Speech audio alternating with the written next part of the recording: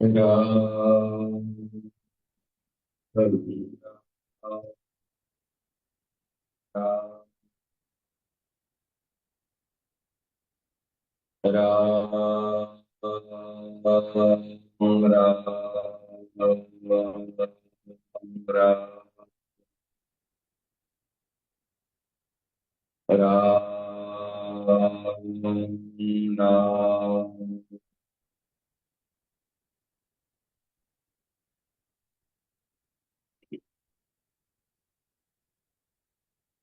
श्रद्धेय स्वामी जी महाराज के श्री चरणों में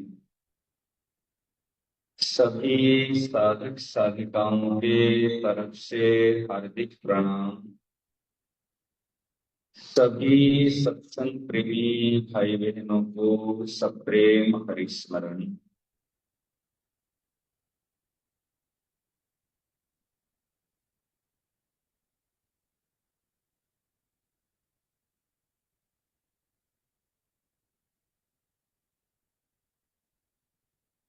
प्रकरण की सारवात इस प्रकार की है।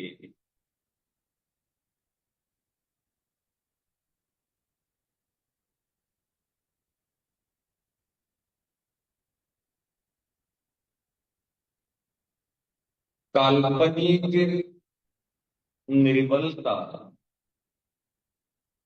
हृदय की दुर्बलता, यह ही साधक की जीवन की असफलता है।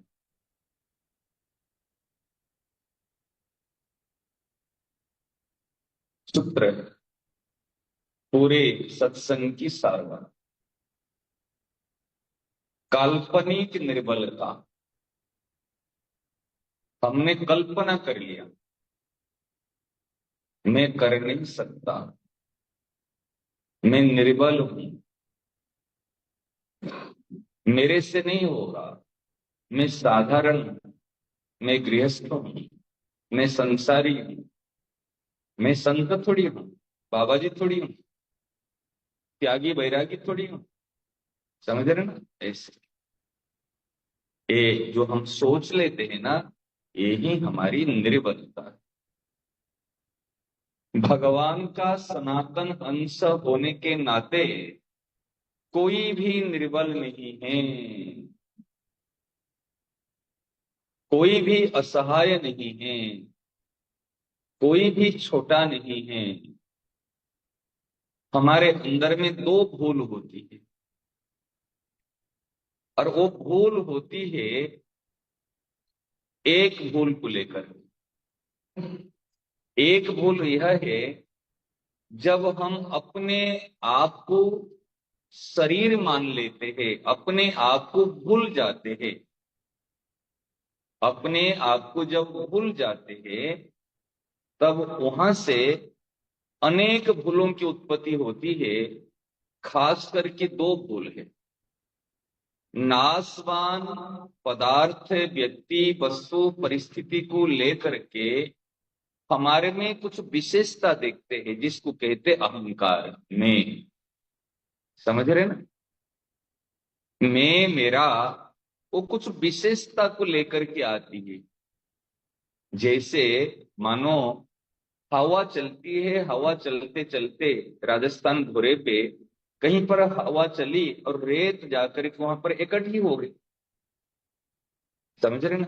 और हवा चली तो कहीं से रेत जाकर के इकट्ठी हुई तो धोरा, जिसको कहते, वो एक जैसे बालू के पहाड़ बन गया। और फिर रेत चली तो वहां से रेत चल करके वहां से और दूसरी जगह ले लिए, और वहां पर खाली हो गया। जहां पर जिस जगह पर खाली है, वो मान रहे मैं तो असहाय, बेकार बेकार हो गया। और जहां पर रेत की इकट्ठी हो गई, वो मान लिया मैं तो बड़ा हो गया। समझे रहे ना? दोनों स्थिति। अभी महाराज जी ने बड़ी सुंदर बात बताई, निर्बलता। हम जो कि ये बात को भगवान गीता में अर्जुन को समझाते हैं। क्लैब्यम मास मगम पार्थ नैतत्व उपपद्यते, क्षुद्रम हृदय दौर्बल्यम त्यक्तोत्तिष्ठ परम तप। हे अर्जुन, ये जो हृदय की दुर्बलता, क्षुद्र हृदय दौर्बल्यम, ये हृदय की दुर्बलता को छोड़ करके त्यक्त्वा तिष्ठ उत्तिष्ठ, तुम खड़ा हो जाओ। उत्तिष्ठ मतलब क्या है? अपने स्वरूप में आ जाओ, अपने आप में ये अनुभव करो ये वास्तव में मैं कौन हूं। और ये दुर्बलता क्यों आती है? कि ए ही संस्पर्शजा भोगा दुख योनय एवते, केवल संस्पर्शजन्य स्पर्शजन्य जो सुख है, जब शरीर को हम मैं मेरा मेरे लिए मान लेते हैं, तब शरीर को लेकर के शरीर को स्पर्श से जो सुख मिलता है, आज नेत्र के स्पर्श से, कर्ण की स्पर्श से, जिह्वा की स्पर्श से, उपस्थ इंद्रिय की स्पर्श से एक सुख फीलिंग होता है, एक सुख लगता है। नेत्रों को देखा तो अच्छी चीज देखी तो सुख मिला, कान से कोई गाना सुने तो सुख मिला, जिह्वा में कोई चीज खाए तो वो सुख मिला, उपस्थ इंद्रिय और एक उपस्थ को स्पर्श किया तो उसमें सुख मिला। ये जो सुख लिए, इसी सुख के कारण से हम बंध जाते हैं। वास्तव में सुख किसको मिला? इस शरीर को तो मिला। इस शरीर ऐसे परिवर्तन हो रहा है जो हम स्वयं हैं, समझ रहे ना? हम स्वयं हैं, वो तो ज्यों की त्यों सहज सुख राशि। ये बाह्य सुख वास्तव में हमको सुखी नहीं करा पाएंगे, और बाह्य दुख हमको दुखी नहीं करा पाएंगे। दुख क्या है? कोई हमारे मन के अनुकूल हो गया तो माने सुख, मन की प्रतिकूल हो गया तो माने दुख। तो हमारे अंदर में स्वयं तक ना सुख का प्रवेश है ना दुख का प्रवेश है। ध्यान देना, मन चाहिए हो गया तो क्या हो गया, मन चाहिए नहीं हुआ तो क्या हुआ। हवा चली तो यहाँ की रेत उड़ा के वहां तक ले गया, और हवा चली तो वहां की रेत लेकर यहां तक ले ली, यही तो चल रही है। और हमने हमारी पास में रेत इकट्ठी हो गए तो मान लिया हम बड़ा आदमी हो गया, रेत यहां से खाली हो गया तो मान लिया हम छोटा आदमी हो गया। यही हमारी मान्यता है, ये है मान्यता, काल्पनिक मान्यता, ये कल्पना कर ली। समझ रहे ना? जैसे मानो किसी व्यक्ति के पास में थोड़ी सी अनुकूलता आ गई, वो अनुकूलता तो हवा के अंदर चलती है, प्रारब्ध के अनुसार आती जाती रहती है। ये आती जो संयोग जन्य सुख को हम भोगते हैं, और संयोग जन्य सुख के अभाव को भी भोगते हैं। देखो भोग क्या है? अनुकूलता में सुखी होना ये भी भोग, और प्रतिकूलता में दुखी होना ये ही भोग। समझ रहे ना? जो सुखी दुखी होता है, परिस्थिति आना भोग नहीं है। परिस्थिति तो आएगी, हर एक के जीवन में दिन है और रात है। दिन रात को कोई रोक सकता है क्या? जैसे दिन रात एक आवश्यक है, ऐसे प्रत्येक मानव के जीवन में दो परिस्थिति। अगर हमारे दो पांव नहीं हो, क्या हम दौड़ सकते हैं? क्या हम चल सकते हैं? अगर दौड़ेंगे चलेंगे तो एक पांव आगे तो एक पांव पीछे, आगे पीछे आगे पीछे के नाम चलना। चलना है तो आगे पीछे, अगर हम बैठेंगे एक जगह पर तो फिर आगे पीछे नहीं, एक स्थिरता रहेगी। हम चलते हुए भी पांव चल रहा है लेकिन हमारे ये स्थिर है। ऐसे हम वास्तव में अपने आप में स्थिर है, परंतु इस अनुकूलता और प्रतिकूलता को लेकर के हम राजी नाराज होते। यही भोग है, यही संसार है, और यही वास्तव में मूल अनर्थों का कारण है। देखो, एक होती है महाराज जी ने कहा, एक होती है आशा और एक होती है आवश्यकता। समझ रहे हैं? आवश्यकता की पूर्ति तो होगी, लेकिन आशा की कभी पूर्ति नहीं होगी। आशा की निवृत्ति होती है और आवश्यकता की पूर्ति होती है।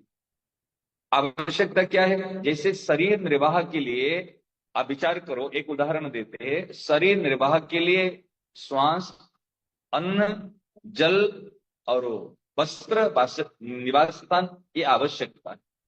निवास स्थान नहीं हो, वस्त्र नहीं हो तो भी हम जी सकते हैं, इस पशु के जीते हैं। परंतु जल नहीं हो तो कठिन, भोजन नहीं हो तो कठिन, श्वास नहीं हो तो बिल्कुल कठिन। ये शरीर के लिए आवश्यकता। परंतु यदि हमारे पास में डायमंड्स के हार नहीं हो, क्या जी नहीं सकते? हम कहते नहीं मुझे तो वो कड़े होना चाहिए बिल्कुल डायमंड्स की, मुझे तो ये गाड़ी होनी चाहिए, घोड़ा होना चाहिए। ये आवश्यकता नहीं है, इसके बिना कोई आदमी जी सकता।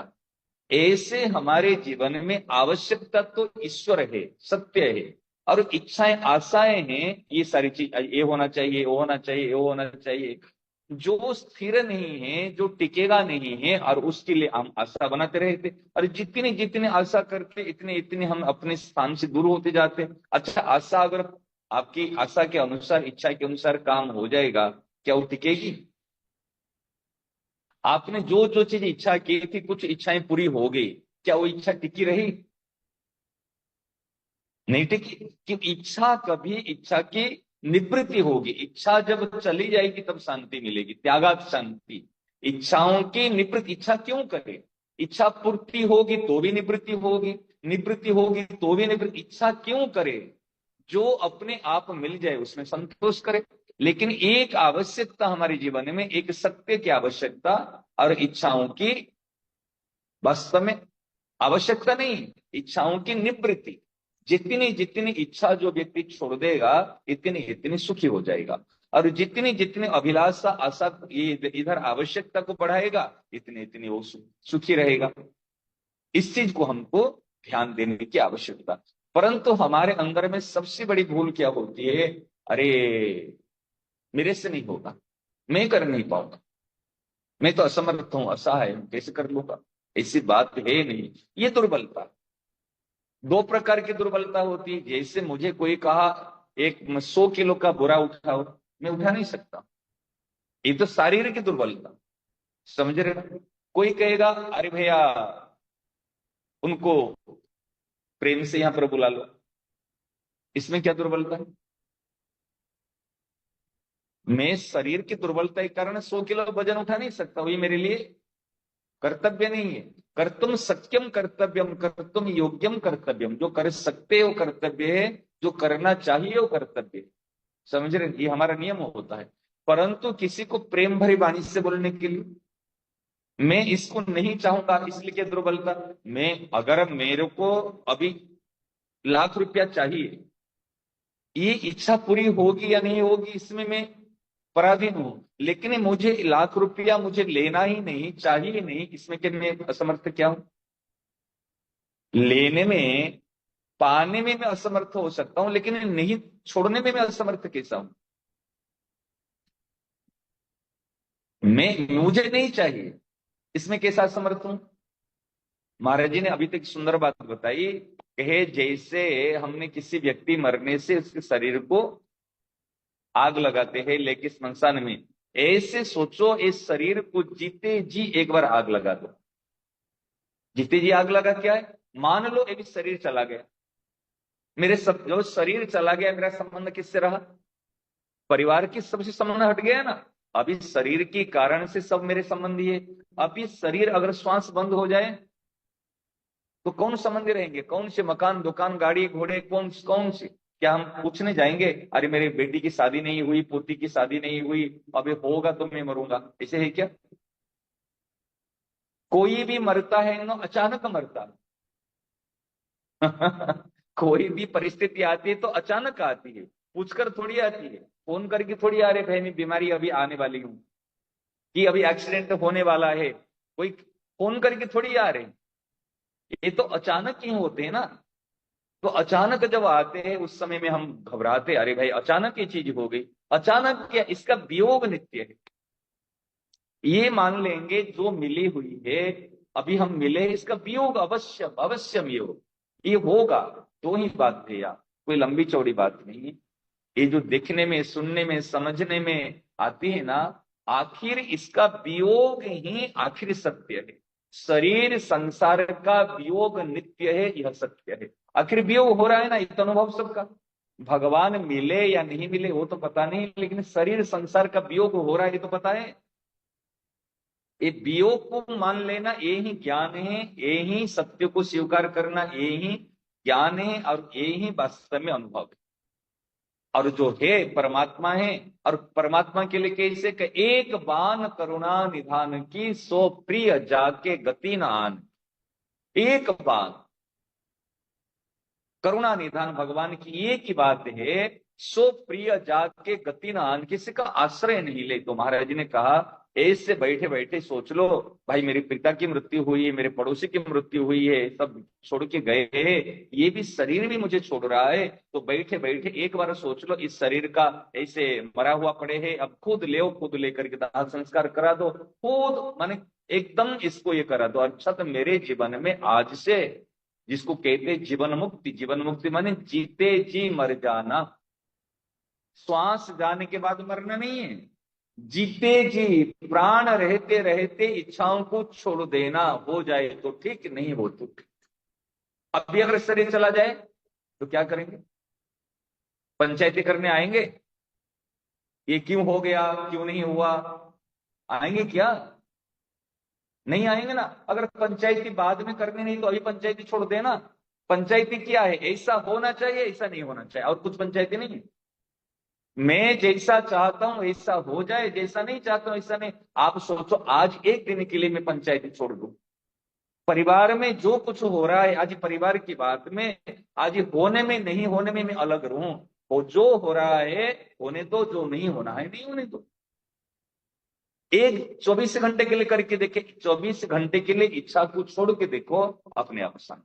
तो ये हृदय की दुर्बलता को छोड़ देना, आवश्यकता की पूर्ति करना, और आशाओं को, वास्तव में आशा की निवृत्ति, आवश्यकता की पूर्ति, और हृदय की जो दुर्बलता है, इस दुर्बलता को वास्तव में छोड़ना, त्याग करना, यही मनुष्य जीवन की सफल। कोई असमर्थ नहीं, कोई असहाय नहीं है, कोई साधारण नहीं है। हम सबके सब भगवान को प्राप्त कर सकते, लेकिन कोई भी संसार को प्राप्त नहीं कर सकता। ये मूर्खता को छोड़ दे। नारायण नारायण नारायण नारायण। हे नाथ, हे मेरे नाथ, मैं आपको भूलू नहीं। हे मेरे नाथ, हे मेरे प्राणनाथ, कोई भी आपको भूले नहीं। हे मेरे प्यारे, हे मेरे प्राण प्यारे, कोई भी अपने आप को भूले नहीं। थोड़ी देर शांत होकर बैठ जाएंगे, फिर हम जाएंगे।